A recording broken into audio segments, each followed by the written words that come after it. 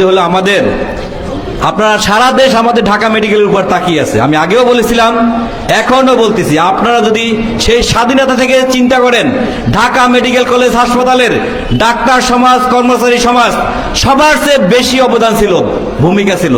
তাই আমি মনে করি আমাদের সমন্বয় পরিষদের সম্মানিত সভাপতি জনাব আজিম ভাইকে, তার হাতকে যদি আমরা শক্তিশালী করি, ঢাকা মেডিকেল কলেজ হাসপাতালের সকল পর্যায়ের কর্মচারীদের নেমে আসতে হবে।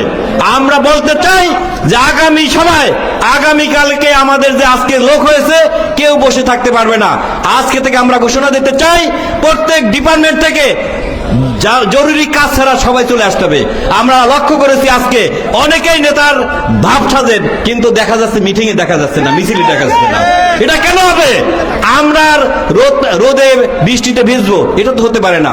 সারা বাংলাদেশে যেখানে নেতৃত্ব দিচ্ছি আজিম ভাই, আমরা তৃতীয় শ্রেণীর পক্ষ থেকেও নেতৃত্ব দিচ্ছি, আমরা সমন্বয় পরিষদকে শক্তিশালী করার জন্য আজকে আমরা মেঠে নেমেছি। তাই এই দাবি আদায়ের জন্য আমরা দাবি আদায় না করা পর্যন্ত আমরা মাঠে থাকব।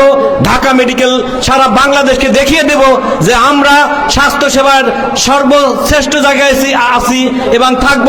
এবং আমাদের পেটের ক্ষুধা না মিটালে আগামী জানুয়ারি থেকে যদি পে স্কেল ঘোষণা না করা হয়, তা আমরা বৃহত্তর থেকে বৃহত্তর আন্দোলন যাব।